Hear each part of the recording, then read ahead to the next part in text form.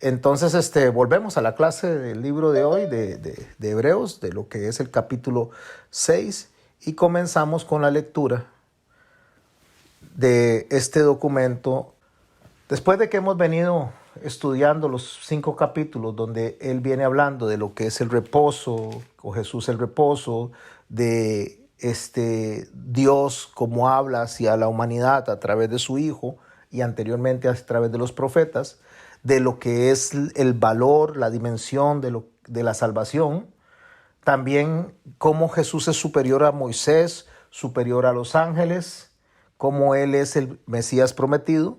Entonces llegamos al capítulo 6 donde concluye el escritor, por tanto, dice, por tanto, dejando ya los rudimentos de la doctrina de Cristo, vamos delante a la perfección.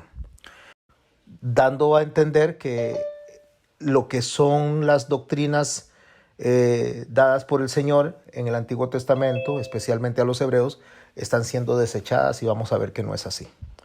Lo vamos a aprender. Cuando él dice, por tanto, dejando ya los rudimentos de la doctrina de Cristo, vamos adelante a la perfección, el autor lo que acaba de reprender en los capítulos anteriores es la inmadurez espiritual que tienen los hebreos. A ellos les está hablando de que cómo es posible que se mantengan esa inmadurez espiritual en relación a lo que es el Cristo, en lo que es el Mesías, teniendo tan claros los escritos como los de Moisés, profetas, los salmos, y teniendo aún esos escritos tan claros, cómo es que ellos no pueden entender y no pueden madurar en cuanto a la fe. Bueno, él viene y les hace esa reprensión espiritual acerca de su madurez, pero también él sabe que nada gana con estarlos tratando mal o castigándolos por su inmadurez. O sea, no se llega a ninguna dirección. Lo que hace entonces es pasar en este momento de hacer la reprensión, de hacer la llamada de atención, a empezar a darle instrucciones y advertencias. Porque, mis hermanos, para ir poniendo un poquito para nuestro saco, que es lo que debemos de hacer nosotros en todo lo que estudiamos de la Biblia, cuando agarramos y ponemos las aplicaciones que nos corresponden, no se gana nada con estarle diciendo a un hermano, mira, vos fallaste en esto, vos fallaste en aquello. No se gana nada diciéndole que inmaduro sos. O sea, hay que hacerle ver a la persona, o nos tienen que hacer ver, si somos nosotros, que estamos en un estado de error, en un estado de equivocación, que debemos de corregir nuestros actos, pero no centrarnos ahí, quedarnos ahí como encapsulados. Porque si nos quedamos encapsulados, mis hermanos y mis hermanas, vamos a simplemente a hacer que esa persona se sienta tan mal que no va a buscar, pues, levantar cabeza. Yo le digo a la gente, mire, cuando usted le dice a una persona, se lo dije, la verdad es que no está haciéndole ningún beneficio. No es nada bueno lo que está haciendo, porque ya la persona sabe que se lo dijo. Si usted le dice a una persona, mire, no salga con ese reloj porque lo van a asaltar, y lo asaltan, cuando esa persona llega ya se siente de por sí mal porque sabe que debió de haber atendido la advertencia.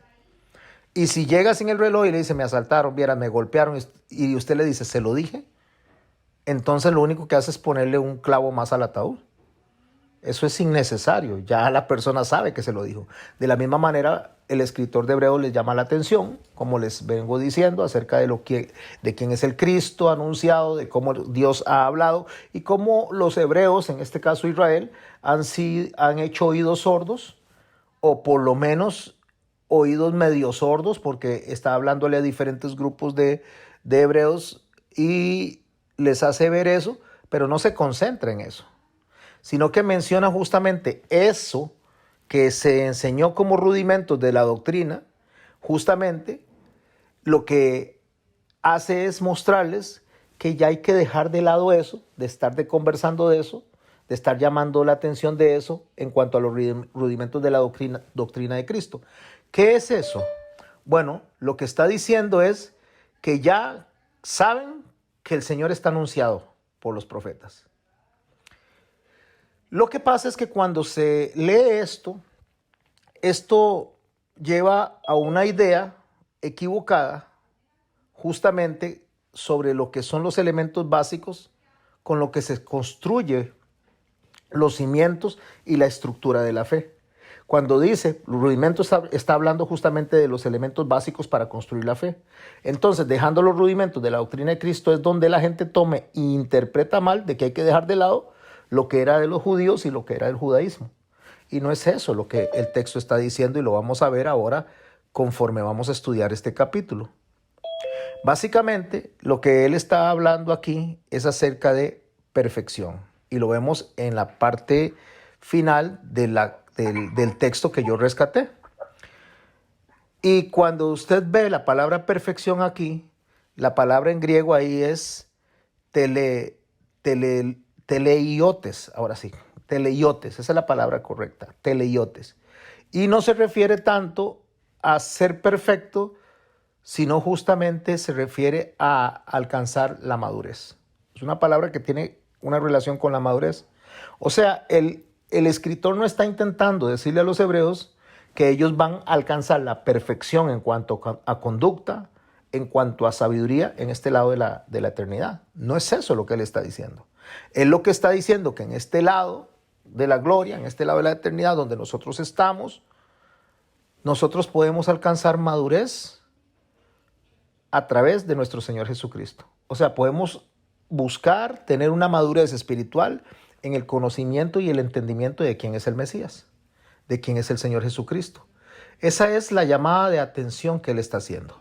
Por eso le dice, por tanto, dejando ya los rudimentos de la doctrina de Cristo, vamos adelante a la perfección. Ok, no se queden estancados justamente en lo que ustedes están pensando, tratando de hacer un montón de respuestas humanas, un montón de explicaciones humanas, un montón de opinión acerca de lo que es el Mesías, sino que concéntrese en lo que les voy a enseñar. No voy a estar concentrado en el error, sino voy a concentrarme básicamente en lo que ustedes tienen que aprender. Por eso en el resto del verso dice, no echando otra vez el fundamento del arrepentimiento de obras muertas de la fe en Dios. Cuando él dice, no echando otra vez el fundamento del arrepentimiento de obras muertas, recuerde que ellos practicaban unas celebraciones para encontrar arrepentimiento, para mostrar su arrepentimiento delante de Dios, para santificarse año a año, ya en la fiesta de las trompetas, en lo que es el Pesach, en lo que es el Shebaot, en las diferentes fiestas se acercaban para buscar el favor de Dios y el perdón de Dios. Entonces dice, bueno, no nos vamos a concentrar en eso. No nos vamos a concentrar en eso porque eso era figura del que había de venir. Así que nos vamos a concentrar en otra cosa. Entonces dice que vamos a hacernos a un lado de esa visión de la doctrina de los bautismos, de la imposición de manos, de la resurrección de los muertos y del juicio eterno. De tres cosas dice que no vamos a pensar. No vamos a pensar en los bautismos, de la imposición de manos, de la resurrección de los muertos y del juicio eterno. Y esto haremos si Dios en verdad lo permite. Vea, para entender esto, mis hermanos, nosotros tenemos que sacarnos de la cabeza que esto está siendo escrito para cristianos. Porque justamente cuando se mencionan bautismos, imposición de manos, resurrección de muertos y juicio eterno, en ese orden que se está poniendo ahí, la gente empieza a decir o empiezan a creer que es una carta dirigida a los cristianos y por eso entonces desechan lo que es el judaísmo o los hebreos que están recibiendo esta instrucción. Porque esta lista pareciera justamente que está mencionando doctrinas cristianas y no es así. Si usted se pregunta, puede hacerse tres preguntas, o nos vamos a hacer tres preguntas. ¿Cuál de esta lista mencionados tiene características exclusivamente cristianas? O sea, que no pueda integrar al judaísmo dentro de estas características. Se puede hacer otra pregunta. ¿Dónde está la mención específica de Jesús o salvación solo por gracia aquí? No lo está. Todavía que no está la mención de la salvación por gracia. Está hablando de bautismo, se está hablando de imposición de manos, resurrección de muertos y juicio eterno. Pero no está hablando de salvación por gracia. Aún ese tema no se ha tocado, aunque se va a tocar. Entonces, ¿cómo uno puede creer que practicar estas cosas o no practicarlas nos hace seguidores o no de Jesús? En este caso del Mesías. el practicar o no practicar que los bautismos, posición de manos, hablar de resurrección de muertos y del juicio eterno. Todos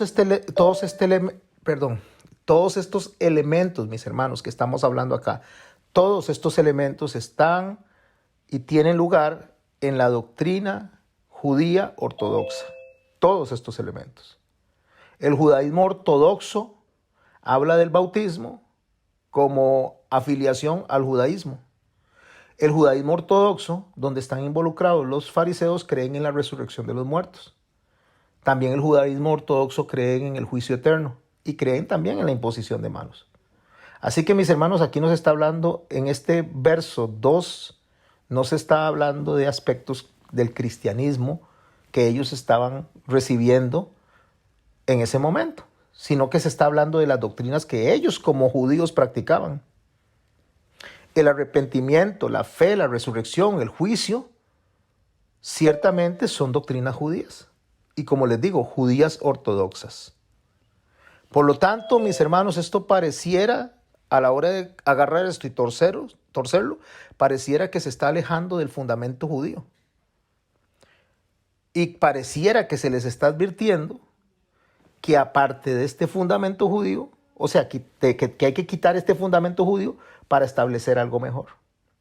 Sí, por supuesto que él va a enseñar que hay que establecer algo mejor, que es a Jesucristo y la salvación. Pero no desechando esto, sino haciendo de lado estos rudimentos, estos conocimientos, para nosotros poder ver en estos rudimentos, en estas bases, lo que hay que construir encima. O sea, cuál es el edificio que hay que construir sobre estas bases. Porque las bases están establecidas en los profetas, están establecidas en los escritos de Moisés y están establecidas en los salmos. Eso no se puede quitar. Porque si lo eliminamos nosotros de nuestra doctrina, de nuestra enseñanza, estaríamos eliminando toda nuestra fe. Déjeme devolverme un momento, que usted puede quedarse aquí conmigo, pero déjeme devolverme un momento a Hebreos capítulo 1, verso 1, teniendo esto en la mente. Porque no se olviden, mis hermanos, que una carta se lee total, en completo, no se lee en pedacitos.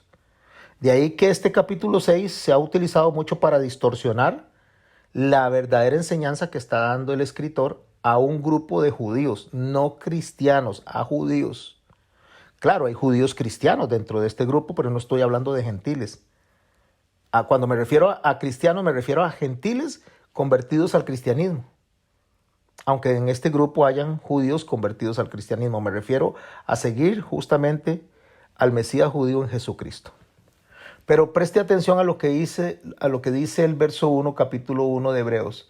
Dios, habiendo hablado muchas veces y de muchas maneras en otro tiempo a los padres por los profetas, cuando está hablando a los padres, está hablando a los antepasados de los hebreos. ¿Por quién habló? Por los profetas. Sume ahí todos los profetas, dice. En estos postreros días nos ha hablado a través del Hijo, a quien constituyó heredero de todo y por quien asimismo hizo el universo. Si nosotros analizamos bien este verso desde la óptica de la presentación que hace el escritor de la carta a los hebreos, nos damos cuenta que lo que está mencionando es lo del verso 1. Cuando habla de los rudimentos, cuando habla de las bases, cuando habla de lo que ellos están entendiendo, cuando está hablándole de lo que ellos justamente tienen por verdad, es mencionando aquello. Una vez que él menciona esto, en el verso 3, como les acabo de explicar, dice, y esto haremos si Dios en verdad lo permite, y aquí es donde está la clave.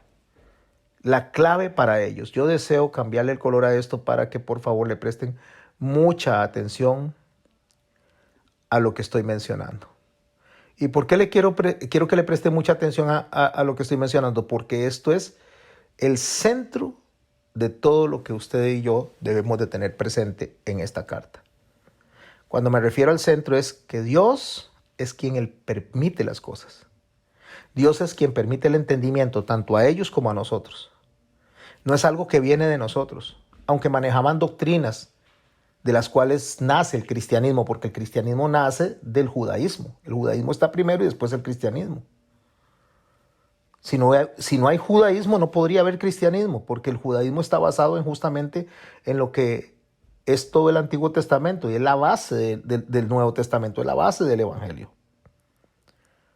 Pero cuando dice, y esto haremos si Dios en verdad lo permite, le está diciendo a esos judíos, le está diciendo a esos hebreos, que la única forma de llegar al entendimiento, que la única forma que puedan reconocer al Mesías, a Jesucristo, es porque Dios lo permita. Porque Dios es el que abre el entendimiento o lo cierra. Por lo tanto, él menciona en ese verso 2 lo que él llama la doctrina de. Y hace la aclaración de que esto se puede hacer solamente si Dios lo permite. Lo que pasa es que esto no debe tomarse como una implicación de que tal vez Dios no quiere que lleguen a la madurez. Porque eso no es cierto. Dios está llamando a que maduremos en conocimiento. Dios está llamando a que escudriñemos las Escrituras. Dios está llamando a que nosotros crezcamos en el conocimiento del Padre y del Hijo. Lo hizo a través de Él. Entonces, básicamente, lo que está diciendo ahí no es que Dios no quiere que lleguen a la madurez. Tampoco está diciendo que no avancen más de los principios básicos que tienen como fe común entre el judaísmo y el cristianismo, que hacen una sola familia, el judeo-cristianismo. Él no está diciendo eso. Y no olvidemos que está hablándole no a gentiles, sino a judíos. Lo que él está expresando en esto, y esto haremos si Dios en verdad lo permite, es completa dependencia de los creyentes hacia Dios. O sea que si nosotros avanzamos en madurez, si ellos avanzan en madurez, esto no sucede por nuestra voluntad. Esto sucede bajo la voluntad de Dios. Es Dios quien abre el entendimiento. Pero para que Dios nos abra el entendimiento, debe de depositarse en nosotros y también en ellos el único que nos puede dar entendimiento, que es el Espíritu Santo. De ahí que ellos tienen que comprender que era necesario que muriera el Cristo y resucitara para que el Espíritu Santo viniera a ellos y a nosotros. Recuerden que ellos estaban esperando un Mesías guerrero, un Mesías que tomara por la fuerza Jerusalén, que expulsara a los romanos. Ellos veían esto como un asunto político, como un asunto de guerra. Y eso los tiene eclipsados, eso los tiene con los ojos vendados. Entonces el escritor les está diciendo a ellos que es necesario que ellos vean esos rudimentos, no como para alejar al Mesías, como para verlo a lo lejos, sino muy al contrario, para ver que ya el Mesías fue presentado a través de los profetas y fue ejecutada esa profecía o fue cumplida esa profecía en el Señor Jesucristo. Una vez que ellos logren captar que el Señor Jesucristo es el Mesías prometido, el que ellos ven en Isaías como el siervo sufriente, porque ellos piensan que el siervo sufriente es Israel. Ellos defienden que Israel es la que tiene que sufrir hasta que venga el Mesías. Y no es así. Más bien es el Mesías el que tenía que sufrir para que Israel y las naciones puedan ser salvas. Pero eso es imposible de entenderlo si Dios no da el entendimiento. Por eso dice, esto haremos si Dios en verdad lo permite. Y en el verso 4, para que tengan un poquito más de claridad en cuanto a lo que estoy explicando, como no soy yo el que explico, sino la palabra se explica sola, dice, porque es imposible, dice. Es imposible que los que una vez fueron iluminados y gustaron el don celestial y fueron hechos partícipes del Espíritu Santo, es imposible que una vez que una persona ha sido traída a la luz, una vez que una persona ha sido iluminada por el Espíritu, una vez que una persona reconoce a Jesucristo como el Señor, cuando es impactado, es imposible que una vez que pase eso, pues lógicamente vayamos a alejarnos de lo que el Espíritu Santo puso en nosotros. Leo de corrido hasta el verso 5 para poderle sentar un poquito más de condimento a esto, para poderle sentar más de una base. Estos versos son sumamente importantes entenderlos de la manera que Dios los puso para poder enseñarnos a nosotros de una salvación que no se pierde. El problema es que el arminianismo, lo enseña como que estos versos ponen una salvación que se puede perder y eso no es así.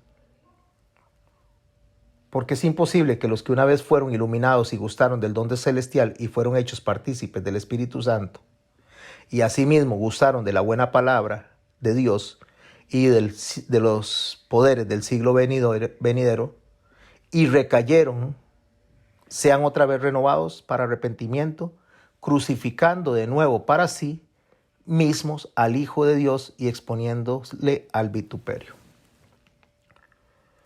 Si yo agarro estos 3 versos y no los leo de la manera correcta en todo lo que es la integralidad de la Biblia, lo primero que yo voy a decir es, mira, si es cierto, una vez que una persona ha sido salvada por el Espíritu Santo, si se aleja, si cae en apostasía, si cae en pecado, es imposible que Dios lo vuelva a salvar. No es posible, porque aquí lo está diciendo el verso. Si ya una vez que recaen, una vez que han conocido el arrepentimiento, no es posible que se vuelva a salvar esa persona, o no volver a salvar. No es posible que esa persona se salve debido a que su conducta lo único que está haciendo es menospreciando al Señor Jesucristo. Pero aquí tenemos que tener cuidado, mis hermanos, y deseo que le presten mucha atención a lo que yo voy a decir ahora. El autor del libro, el autor de la carta no está diciendo que es difícil, sino está diciendo es verdaderamente imposible. No dice es difícil salvar a una persona una vez que ha conocido del Señor, no está diciendo eso. Está diciendo que es imposible que una persona sea salvada y crucificar al Señor de nuevo cuando una persona cae en pecado. Nótese, por favor, que los usos de la palabra imposible dentro de la carta usted lo va a encontrar en Hebreos 6:18, donde él dice que es imposible que Dios mienta. Es un absoluto lo que está hablando. También allá en Hebreos 11, cuando está hablando de los testigos, cuando está hablando de las personas que lo veían a lo lejos, que no, de los que, donde él empieza a hacer la presentación justamente de lo que es la base fundamental de la fe, también él dice que es imposible sin fe agradar a Dios. Eso lo ve allá en Hebreos capítulo 11, verso 6. O sea que esta palabra imposible está inamovible dentro de todo el documento de los hebreos. De hecho, ha creado muchos debates alrededor de esto. Porque la mayoría de la gente se centra en este texto para decir que la salvación se pierde. Entonces tenemos que hacernos una pregunta. Estas personas que han tenido impresionantes experiencias espirituales, ¿de verdad son cristianos? O sea, una persona que una vez que usted lo ve experimentando cosas espirituales, sanaciones, milagros,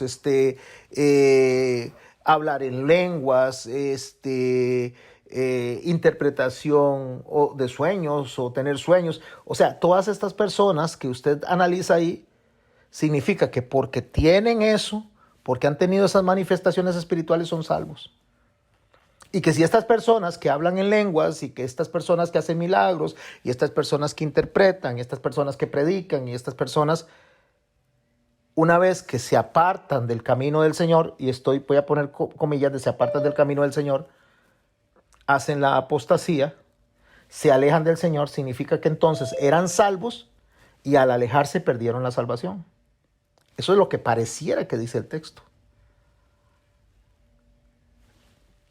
Entonces me hago otra pregunta. ¿Son elegidos por Dios?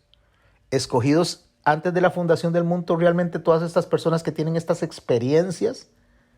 Realmente con lo que parece que es una evidencia clara de ser creyentes. Dice el verso 7, para ir construyendo lo que voy a explicar ahora. Porque la tierra que bebe la lluvia, que muchas veces cae sobre ella, y produce hierba provechosa a aquellos por los cuales es labrada, recibe bendición de Dios. O sea, él dice que una vez que la tierra es mojada por la lluvia, hoy, mañana, pasado mañana, todos los días, entonces esta tierra lo que hace es bendecir a las personas porque la tierra produce fruto. O sea, va a salir fruto porque cae agua.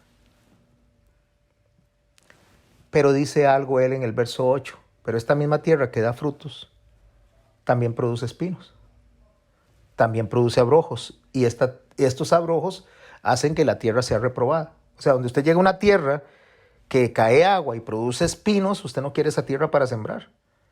Pero también usted llega a una tierra donde la tierra le cae agua y produce frutos agradables para alimentarse. ¿Por qué él hace esta comparación con lo que viene hablando? Que dice, es imposible que una persona que ha sido impactada, que ha sido transformada, vuelta a nacer por el Espíritu Santo, que si se aparta, pueda venir Jesucristo a morir por ellos por segunda vez para que sean incorporados dentro de la iglesia por segunda vez, una vez que apostataron. ¿Qué es lo que pasa con esto? O sea, ¿qué es lo que está diciendo este hombre que escribió eso, que yo pienso que es Pablo, lo repito muchas veces? Lo que él está diciendo es que pueden haber muchas cosas religiosas, muchas conductas religiosas, pueden haber buenas conductas en apariencia dentro de una persona y no ser salvo. Eso básicamente es lo que está diciendo. No es que la persona que fue salvo se aleja y es imposible volverla a salvar. Al contrario, es que no es posible reconocer a una persona dentro del contexto de la salvación por lo que hace, por lo que practica, por lo que habla. No es ahí. El ejemplo perfecto está en los fariseos. Los fariseos eran hombres que cumplían la ley a la perfección. Eran hombres que llevaban una vida piadosa delante de la gente. Eran admirados por el pueblo. Y estos hombres hacían muchas cosas buenas, pero no eran salvos necesariamente. Ni se estaban sometiendo a Dios. Por eso el Señor en Mateo 7, versos 21 y 23 dice, no todo el que me dice, Señor, Señor, entrará en el reino de los cielos, sino el que hace la voluntad de mi Padre que está en el cielo. Muchos me dirán en aquel día, Señor, Señor, y va a decir, no profetizamos en tu nombre y echamos fuera demonios, y en tu nombre hicimos muchos milagros, entonces les declararé, nunca os conocí, apartados de mí, hacedores de maldad. Pero lo que el texto está diciendo aquí es que es imposible que una persona que haya sido salvada por el Señor caiga en esas cosas y el Señor no lo ponga o lo retorne justamente al camino correcto. Por otro lado, está diciendo que una persona que tiene una conducta aparentemente santa, aparentemente, y subrayo aparentemente, de frutos de iglesia, de frutos religiosos, es salva. Por eso es que después en el capítulo 10 va a decir que el que diera por menosprecio la sangre del Hijo de Dios, pecando de manera voluntaria, no le queda más que horrenda cosa y expectación de juicio delante de un Dios vivo. Eso es lo que dice. Lo que está diciendo aquí no es que la salvación se pierde, está diciendo es que los que actúan así no han sido salvos, porque es imposible que una persona pueda hacer eso si está en Cristo. Es lo que está diciendo. Por eso el Señor dijo, no todo el que me dice Señor, Señor entrará en el reino de los cielos, porque la bendición de Dios, o sea, la palabra de Dios cae sobre todas las personas. Una vez que usted predica, cae sobre todas las tierras. Lo que se haga con esa palabra, el fruto que se dé de esa palabra, va a ser consecuencia del impacto del Espíritu Santo. Entonces, lo que él dice, que las personas que han recibido al Espíritu Santo, no va a ser posible que Jesús vuelva a morir por ellos para salvarlos si se apartan. Entonces hace el contraste de las dos tierras. ¿Por qué? Porque no está diciendo que la persona se perdió la salvación, sino que lo que está diciendo es que ahí no ha habido un impacto del Espíritu Santo. ¿Y sabe dónde lo queda más claro? En el verso 9. Por eso es que no podemos leer aisladas las cosas. Pero en cuanto a vosotros, oh amados, estamos persuadidos de cosas mejores y que pertenecen a la salvación, aunque hablamos así. ¿Qué está diciendo? Está dirigiéndose a los creyentes, está dirigiéndose a las personas que realmente han sido impactadas por el Espíritu Santo y dice que han sido impactadas para cosas mejores. ¿Mejores que qué, mis hermanos? ¿Mejores que qué? ¿Qué es mejor? Ahí es donde tenemos que poner la balanza. El Señor, voy a que recordemos la mención de lo que Él está hablando aquí arriba.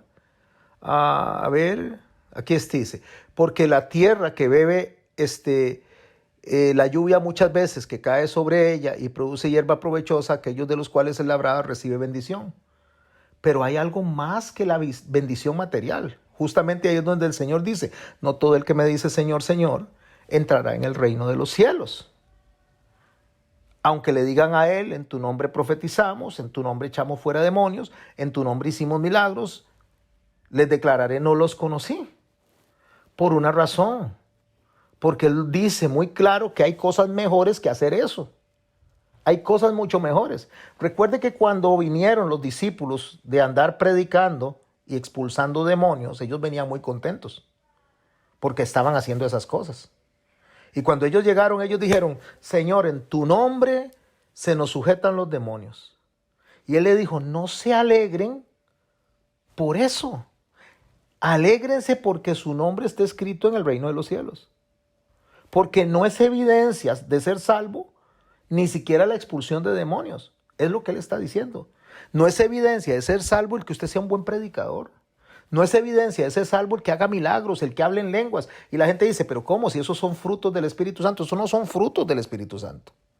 Esos son operaciones que Dios permite en el individuo, pero no son frutos del Espíritu Santo. Nabucodonosor soñó y Dios le habló a través de los sueños.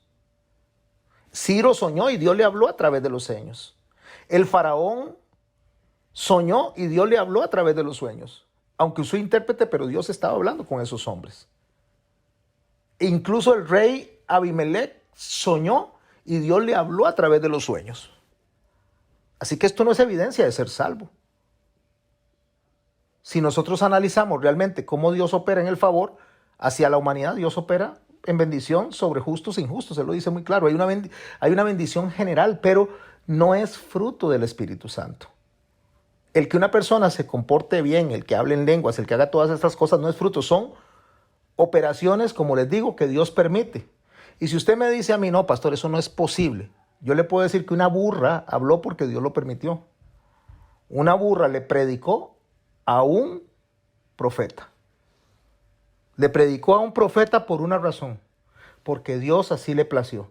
Entonces, ¿qué es fruto del Espíritu Santo? El fruto del Espíritu Santo es el amor, la benignidad, la fe, la mansedumbre. Son cosas que no tienen que ver con las acciones, sino con el interior de la persona. Me voy a devolver al verso, al verso que me dijo Johnny, a este verso, y vamos leyendo hasta arriba. Porque es imposible que los que una vez fueron iluminados y gustaron del don celestial y fueron hechos partícipes del Espíritu Santo y asimismo gustaron de la buena palabra de Dios y los poderes del siglo venidero y recayeron, sean otra vez renovados para arrepentimiento, crucificando de nuevo para sí mismos al Hijo de Dios, exponiéndolo a vituperio. Porque la tierra que bebe la lluvia, que muchas veces cae sobre ella y produce hierba provechosa a aquellos por los cuales es labrada, recibe bendición de Dios. Pero la que produce espinos y abrojos es reprobada, está próxima a ser maldecida y su fin es ser quemada.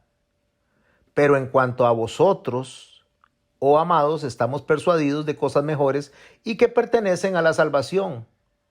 Aunque hablamos así, está separando bendición de salvación.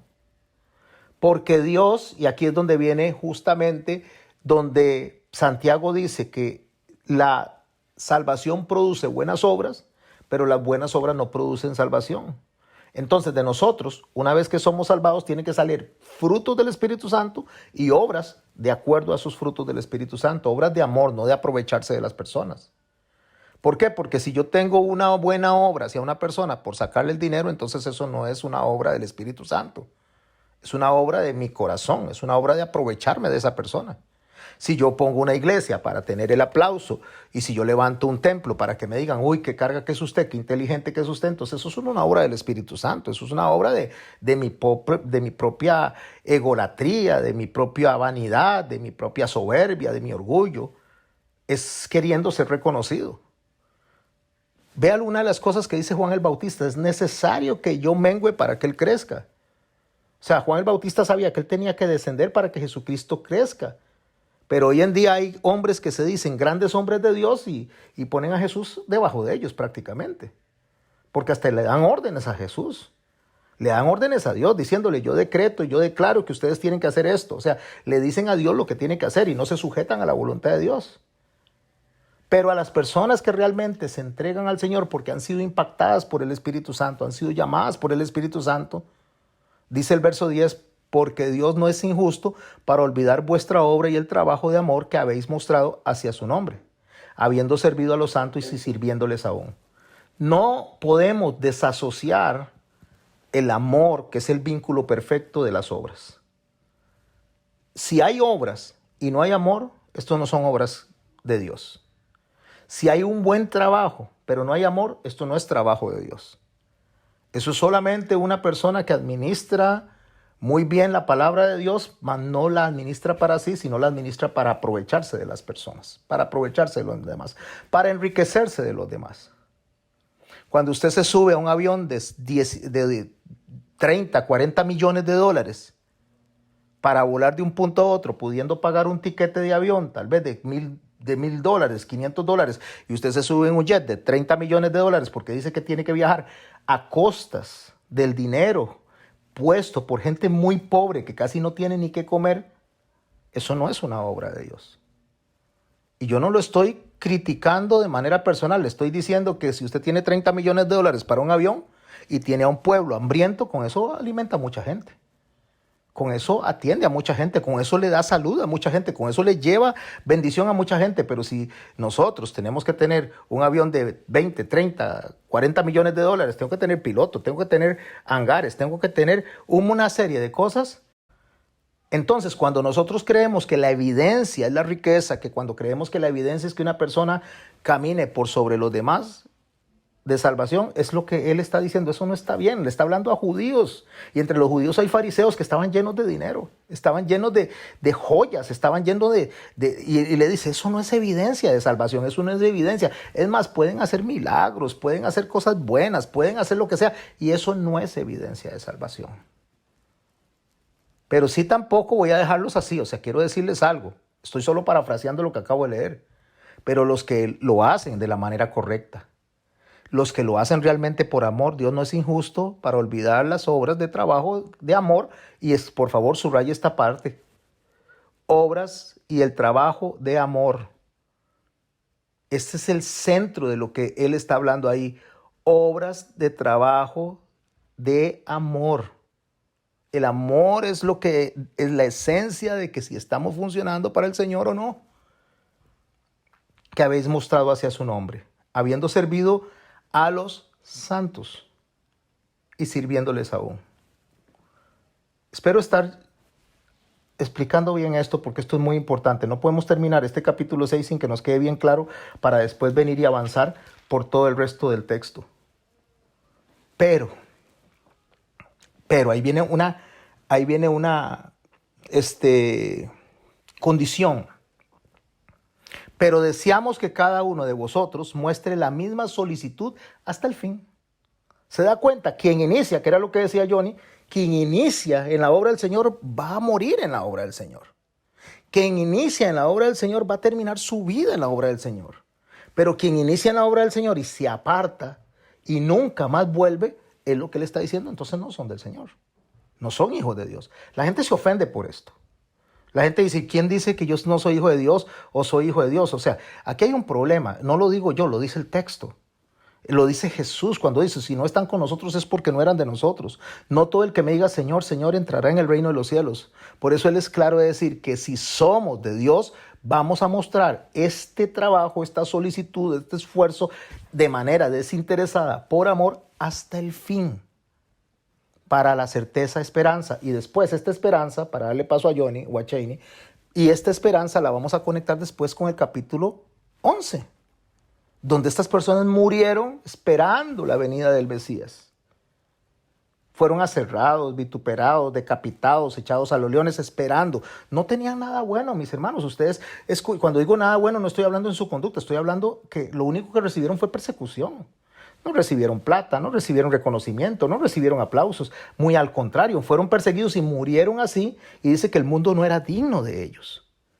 Pero estas personas sí mostraron que el Espíritu Santo moraba en ellos porque ellos murieron haciendo lo que Dios les había mandado hacer hasta el final. Pablo dice que no vaya a ser que una vez que yo haya sido, haya alumbrado a otros, vaya a terminar siendo descalificado en la carrera. Porque para Pablo no es lo que se hizo en toda la carrera, sino llegar al final. Porque si yo no llego al final, entonces nunca comencé de la carrera de la manera correcta. Por eso es que él dice muy claro, o sea, esta solicitud cuando dice mostrar la solicitud, es ese deseo, debe ser mostrado hasta el fin. Para plena certeza de la esperanza, dice, a fin, escucha, a fin es el propósito, que no os hagáis perezosos. O sea, sigan hasta el final. Sepan que Dios va a reconocer eso, que Dios va a valorar su carrera. No importa si mueren en la parte final. No importa lo que les vaya a pasar en la parte final. Y dice, sino que sean imitadores de aquellos que por la fe y la paciencia heredan las promesas.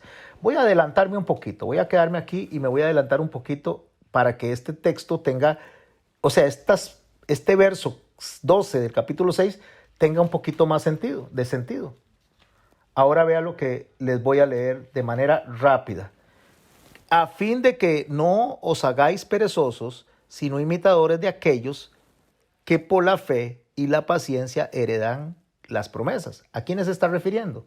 Nos vamos al capítulo 11, al verso 1, y dice, es pues la fe la certeza de lo que se espera, la convicción de lo que no se ve, porque en ella alcanzaron buen testimonio los antiguos. A eso se está refiriendo. Es una carta completa, es un todo, debe leerse de manera integral, no se puede divorciar este texto de los otros. Por la fe entendemos haber sido constituido el universo por la palabra de Dios, de modo que lo que se ve fue hecho de lo que no se veía. Y empieza a describir estos hombres a los que menciona el capítulo 6, verso 12. Por la fe, Abel ofreció a Dios más excelente sacrificio que Caín, por la cual alcanzó testimonio de que era justo, dando Dios testimonio de sus ofrendas, y muerto aún hablaba por ella.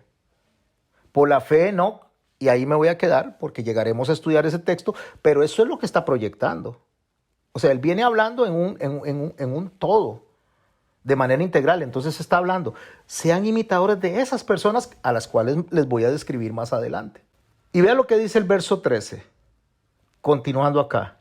Porque cuando Dios hizo la promesa a Abraham, que está incluido dentro de los descritos de la fe en el capítulo 11, cuando Dios hizo la promesa a Abraham, no pudiendo jurar por uno mayor, juró por sí mismo.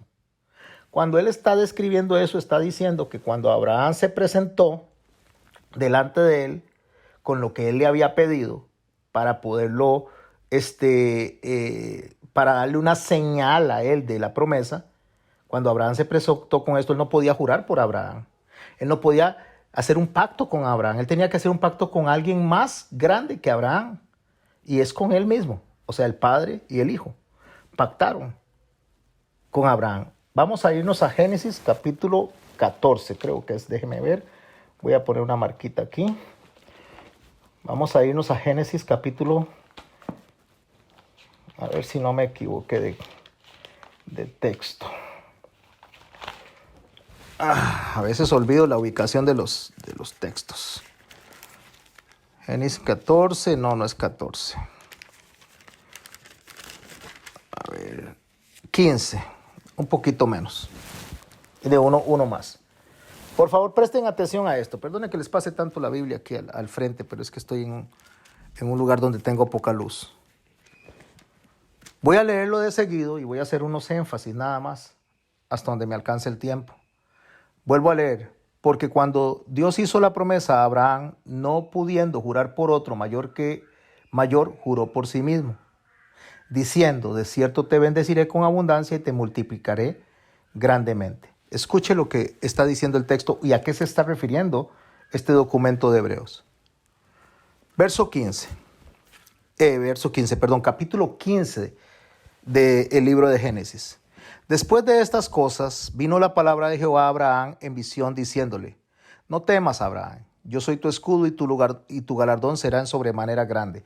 Después de estas cosas es cuando él rescató justamente a su sobrino, cuando pasó todo lo de Kedorlaomer, cuando Dios le hace la promesa a él de que va a tener un hijo, todo esto. Después de que todo esto pasa, entonces le responde Abraham a él: ¿qué me darás siendo así, que ando sin hijo, y el mayordomo de mi casa es este Damaseno Eleazar? O sea, no tengo hijos como para que me hereden.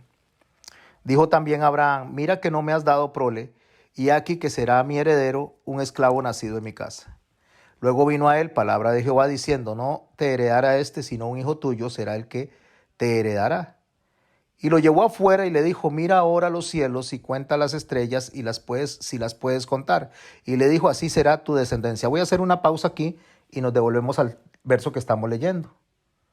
Porque cuando Dios le hizo la promesa a Abraham, no pudiendo jurar por uno mayor, juró por sí mismo diciendo: de cierto te bendeciré con abundancia y te multiplicaré grandemente. Esto es lo que está diciendo. Lo llevó afuera, dice. Y le está diciendo que tu descendencia será grande, si puedes contar las estrellas. Y en ese momento creyó a Abraham y le fue contado por justicia. ¿Qué es lo que está creyendo Abraham ahí? Que si Dios se lo está diciendo, lo va a cumplir. No sabe cómo, pero Dios se lo va a cumplir. Y de ahí para adelante Abraham tuvo un montón de fallos.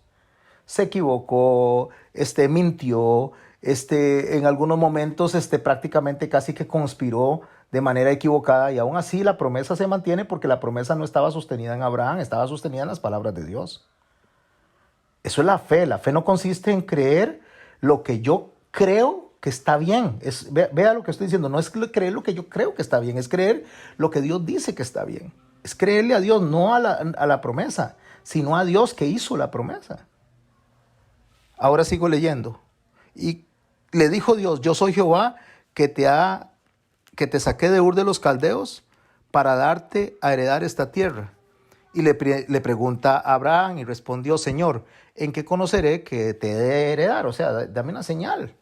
Y le dijo: tráeme una becerra de 3 años y una cabra de 3 años y un carnero de 3 años, una tórtola también y un palomino.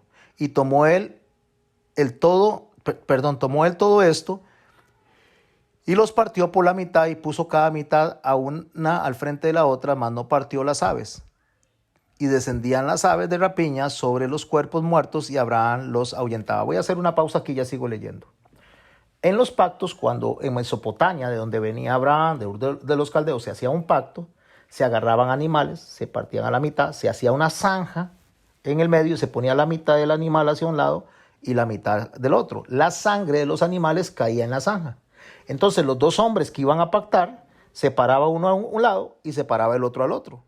Y caminaban sobre la sangre hasta encontrarse. Pasaban y se devolvían nuevamente hasta volverse a encontrar. Lo que ellos decían: si fallamos a la promesa, que nuestra sangre sea como la de estos animales. Ese era el tipo de pacto, era como firmar un contrato. Entonces estos hombres caminaban sobre la sangre.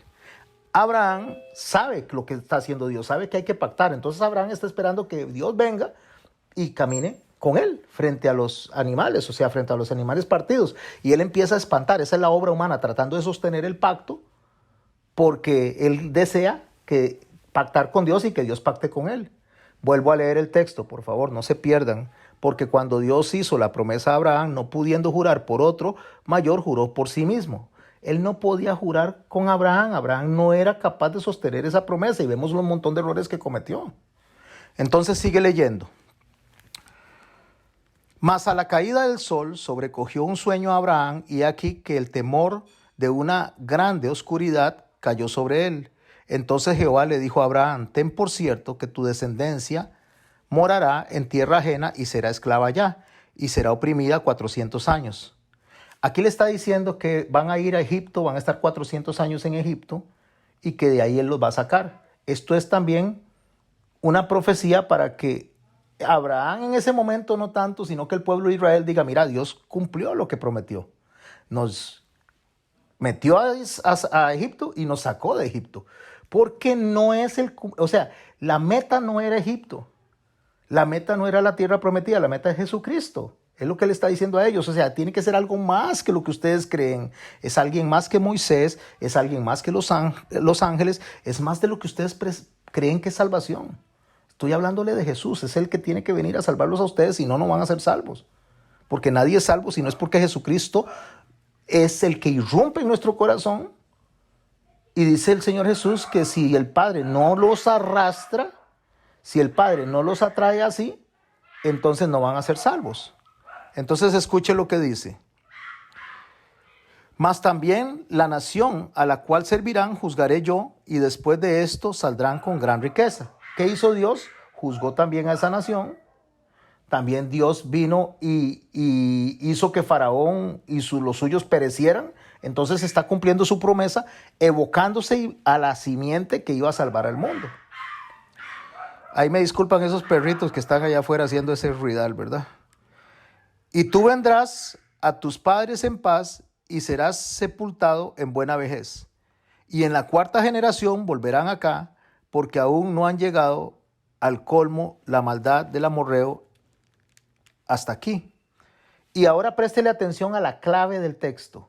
Vuelvo a leer el texto. Me gusta mucho leerlo para que quede grabado en nuestra mente. Porque cuando Dios hizo la promesa a Abraham, no pudiendo jurar por otro mayor, juró por sí mismo. ¿Quién tiene que caminar en medio de la sangre, en medio de los animales? Tiene que caminar el que hace la promesa y tiene que caminar el receptor de la promesa. Los dos tienen que caminar al frente, pactando, porque esa promesa se tiene que sostener hasta el fin de los siglos, hasta el fin de la carrera. Entonces dice, y sucedió que puesto el sol y ya oscurecido se veía un horno humeando y una antorcha de fuego que pasaban entre los animales divididos. El horno es el padre y la antorcha es el hijo. Se cruzan en medio de los animales divididos. ¿Quién está pactando? El padre y el hijo, no Abraham. Ellos están pactando delante de Abraham. En aquel día hizo Jehová un pacto con Abraham diciendo, a tu descendencia daré esta tierra desde el río de Egipto hasta el río grande y el río Éufrates. Vuelvo a leer el texto. Porque cuando Dios hizo la promesa a Abraham, no pudiendo jurar por otro mayor, juró por sí mismo, diciendo, de cierto te bendeciré con abundancia y te multiplicaré grandemente. Y habiendo esperado, verso 15, con paciencia alcanzó la promesa. Habiendo esperado con paciencia alcanzó la promesa. ¿Cómo? No. A ver, ubiquémonos. Abraham alcanzó la promesa cuando vio a Jesús en la cruz. No. Todos los demás que están en el libro de Hebreos, en el capítulo 11, alcanzaron la promesa cuando vieron a Jesús, que están incluidos entre ese texto. No. Entonces, habiendo esperado con paciencia, alcanzó la promesa. ¿A qué se refiere? ¿Cuándo Abraham alcanzó la promesa? La alcanzó, según lo descrito en el verso 16, porque los hombres ciertamente juran por uno mayor que ellos, y para ellos el fin de toda controversia es el juramento para confirmación.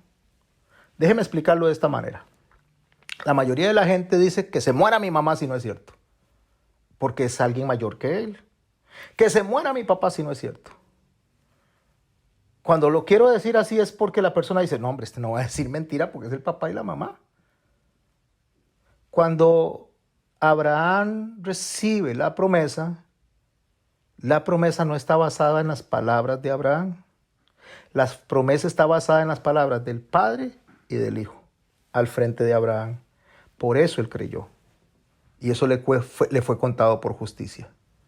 Porque él creyó lo que el Padre y el Hijo le estaban prometiendo. Voy a ir a otro texto, mis hermanos, para ver si me da tiempo. Esta clase se hace cortitica cuando uno tiene que explicar las cosas. Éxodo, capítulo 34. Éxodo, capítulo 34. Es el mismo escenario. Bueno, el mismo escenario con diferentes personas, pero el mismo pacto. En Éxodo capítulo 32, ustedes van a leer que Moisés fue a la cima del monte, Dios le dio 2 tablas. Cuando él está ahí, hay un ruido abajo, un montón de ruido, estaban en un puro fiestón, hicieron un becerro de oro, y entonces Moisés baja con Josué, se encuentran con ese desorden ahí abajo, y Moisés quiebra las tablas. Las tablas representan justamente el pacto, igual que Abraham. No es que hay 5 mandamientos a un lado y 5 mandamientos al otro, como lo escriben o lo ponen en la mayoría de los dibujos o fotos. No, son 10 mandamientos a un lado y 10 mandamientos al otro. porque es un pacto de dos, o sea, es una tabla que iba a correr, que se iba a guardar el sacerdote, en este caso Aarón o Moisés, y otra tabla que iba a guardar el pueblo, o sea, un pacto. Es como cuando usted va donde un abogado y hace un contrato y le dice, tome a usted y a usted. Usted hace un contrato de alquiler y le dan un contrato a usted y un contrato a la persona, al inquilino y al que alquila. A ambos le dan un contrato a cada uno para que sepan lo que es.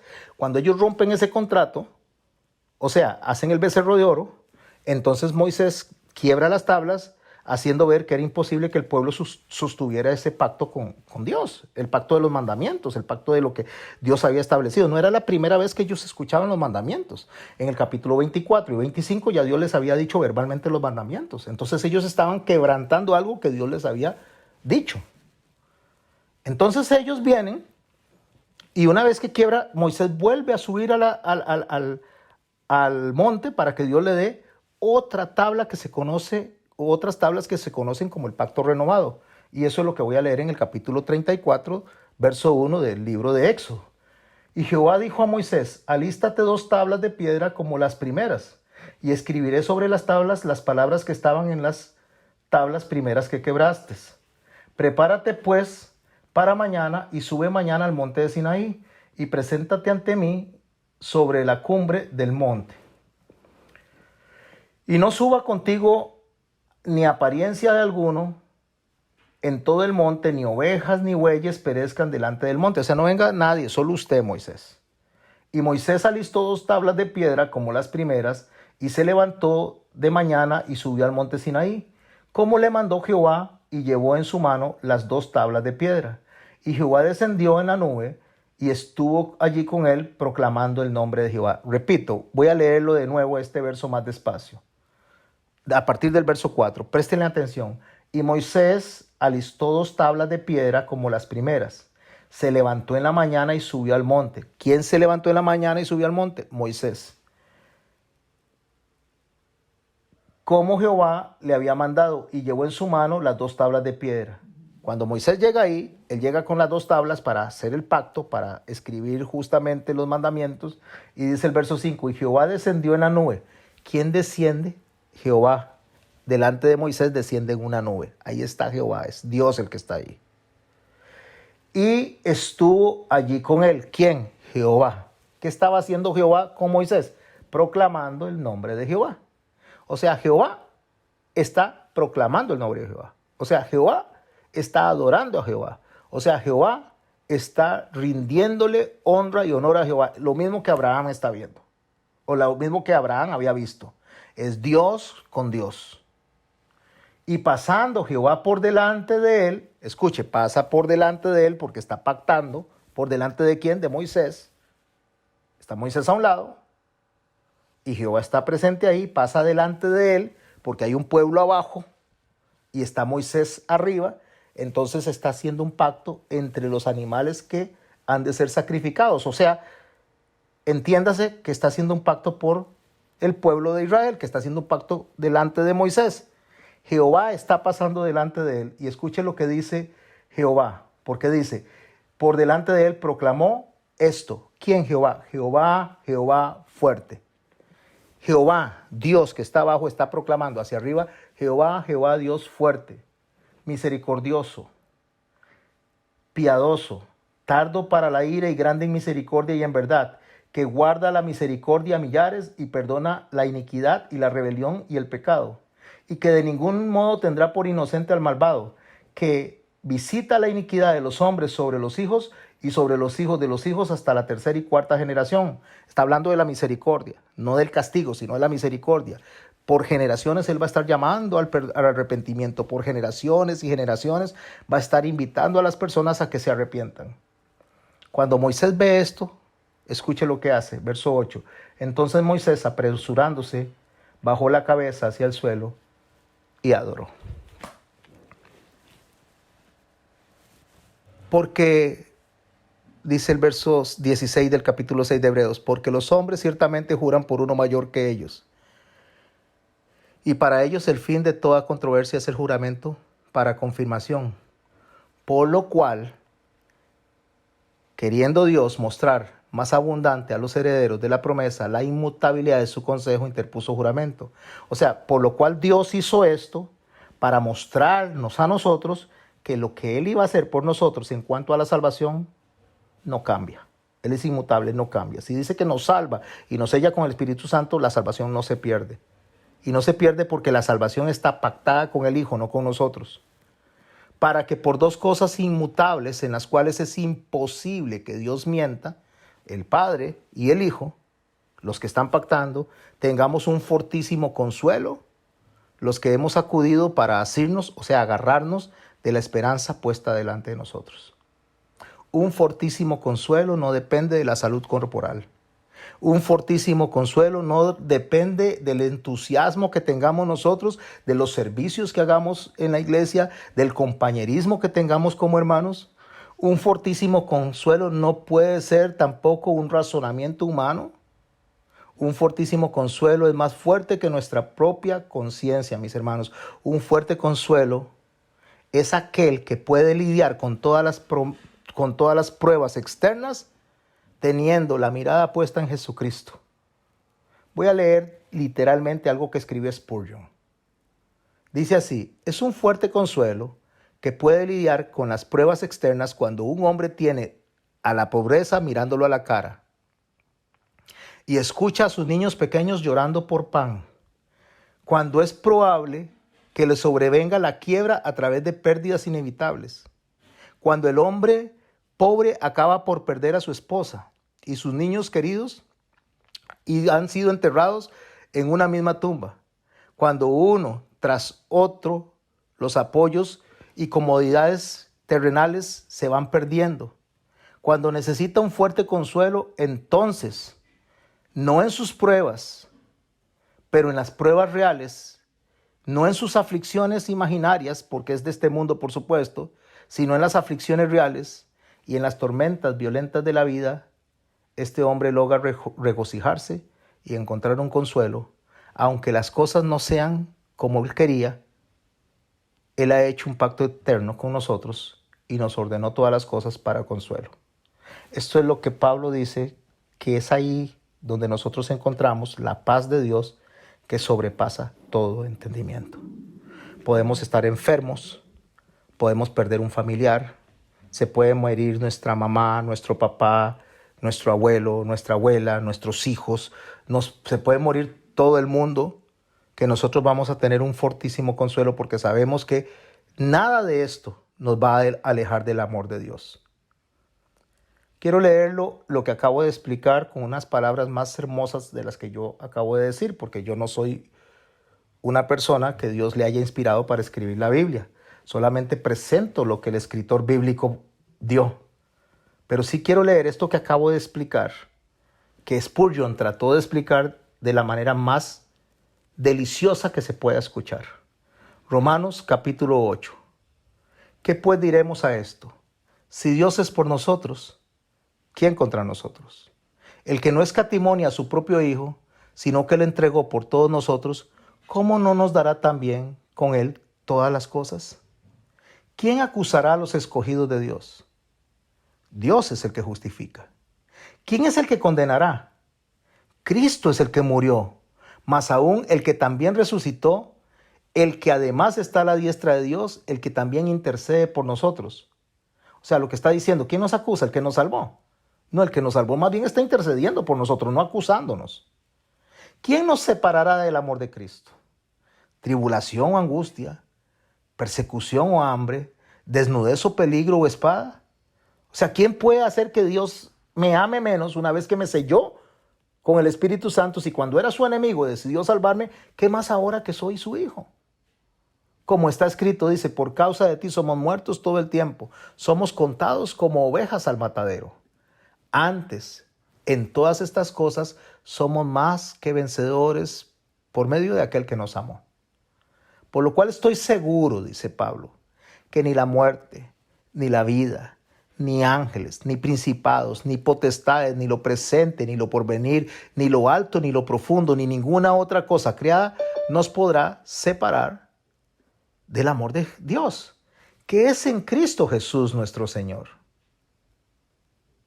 Si me están siguiendo en el texto, si están escuchando al Espíritu hablar, ahora conectémonos con Hebreos capítulo 6, que es lo que estamos estudiando, sin perder esta línea de pensamiento.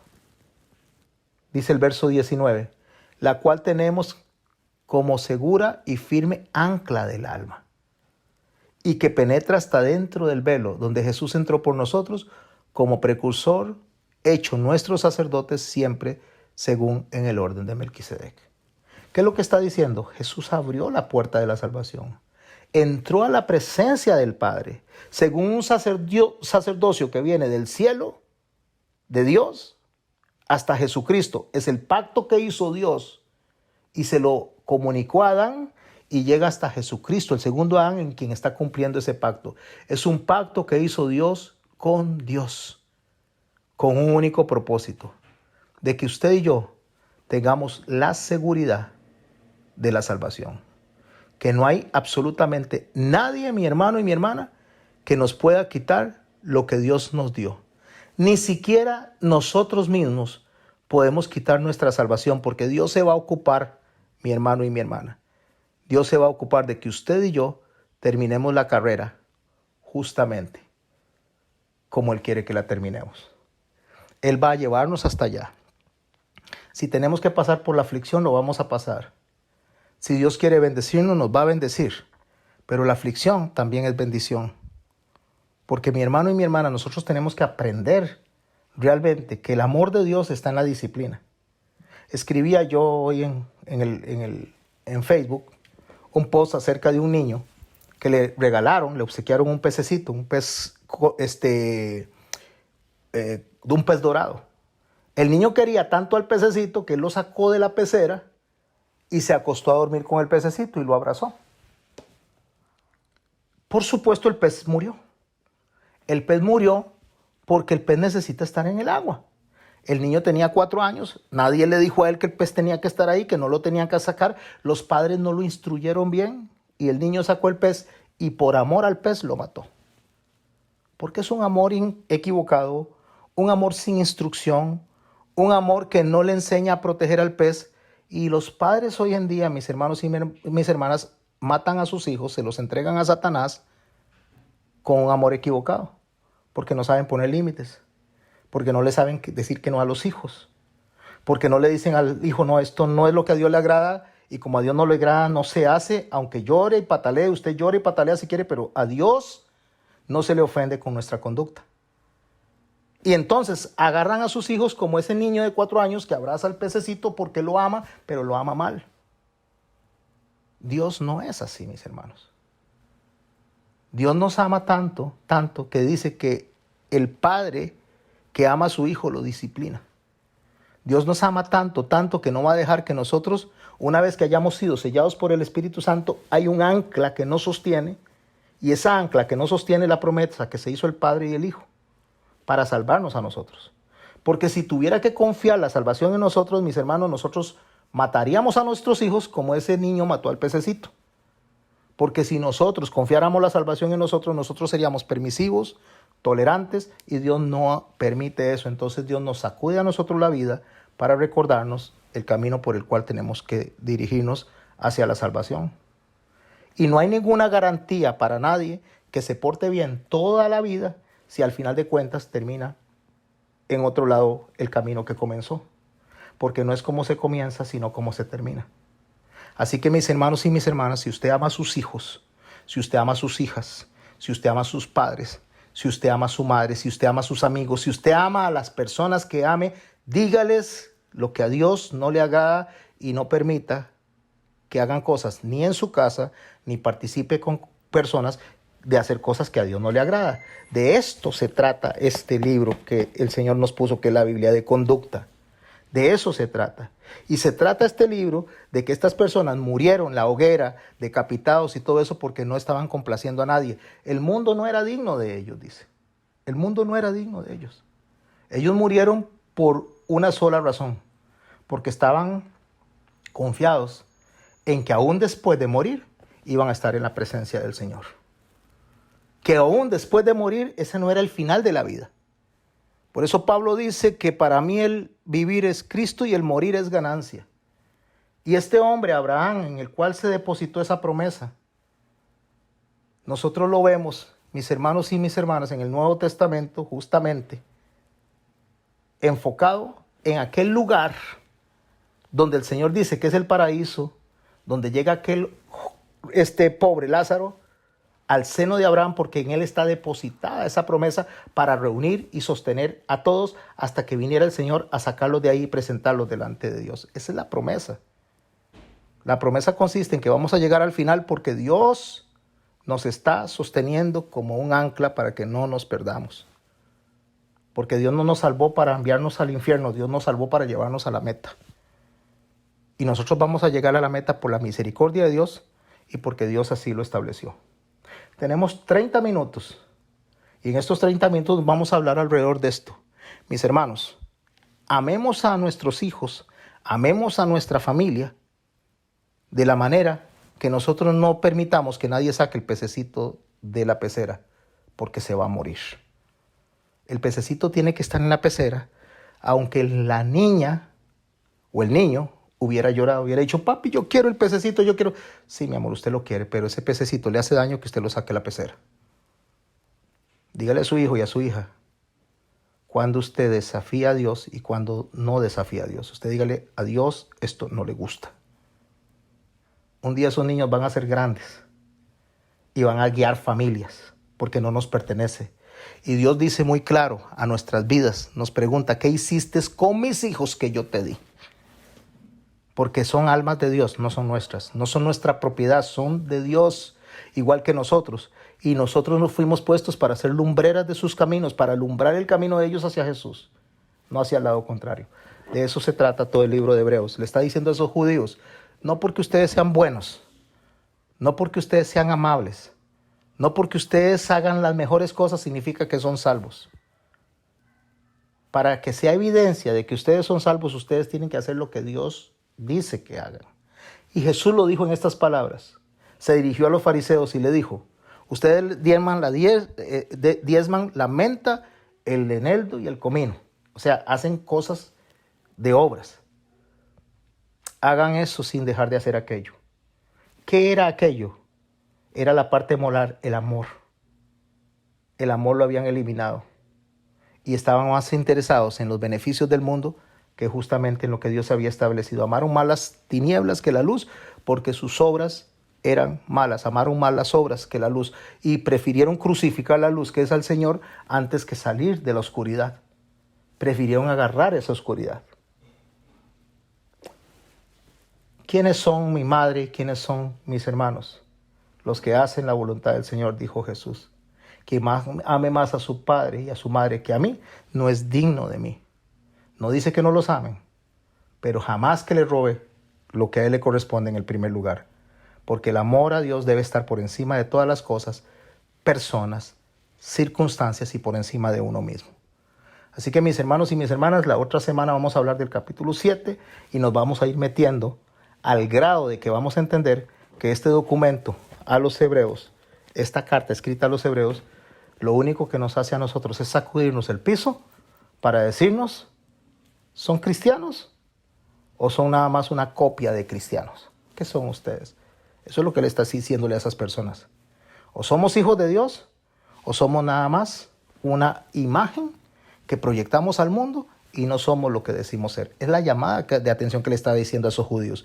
Ustedes son fariseos, hipócritas, porque están limpios por fuera, pero están sucios y podridos por dentro.